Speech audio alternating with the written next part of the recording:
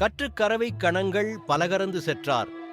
திரளழியச் சென்று செருகச் செய்யும் குற்றமொன்றில்லாத கோவலர் தம் பொற்கொடியே புற்றரவு அல்குல் புனமையிலே போதராய் சுற்றத்துத் தோழிமார் எல்லாரும் வந்து நின் முற்றம் புகுந்து முகில்வண்ணன் பேர்பாட சிற்றாதே பேசாதே செல்வ பெண்டாட்டி நீ எற்றுக்கு உறங்கும் பொருளேலோர் எம்பாவாய்.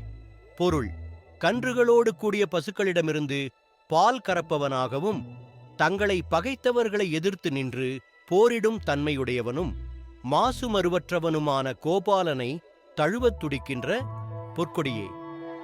புற்றிலிருக்கும் பாம்பின் படத்தைப் போன்ற அல்குலையுடைய மயில் போன்றவளே, நம் சுற்றுப்புறத்திலுள்ள எல்லா தோழியரும் உன் வீட்டு வாசலில் வந்து கூடிவிட்டார்கள்.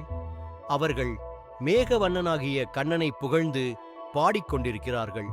செல்வத்தையும் பெண்மையையும் புனிதமாய் காப்பவளே, இதையெல்லாம் கேட்டும் அசையாமலும் பேசாமலும் உறங்கிக் கொண்டிருக்கிறாயே. அர்த்தமற்ற இந்த உறக்கத்தினால் உனக்கு என்ன பலன் கிடைக்கப் போகிறது? விளக்கம்: நேரம் ஓடிக்கொண்டே இருக்கிறது, தோழியோ எழுந்து வந்தபாடில்லை. நாமாக இருந்தால் என்ன செய்திருப்போம்? அவளை விட்டுவிட்டு நீராடச் சென்றிருப்போம். ஆனால் பக்தி நெறிக்கு இது அழகல்ல. பிறரை விட்டுவிட்டு தான் மட்டும் இறைவனை அடைய முயன்றால் அது நடக்காத ஒன்று. எல்லோருமாய் இறைவனை நாட வேண்டும், அவன் புகழ் பேச வேண்டும். அப்போதுதான் அவனருள் கிடைக்கும்.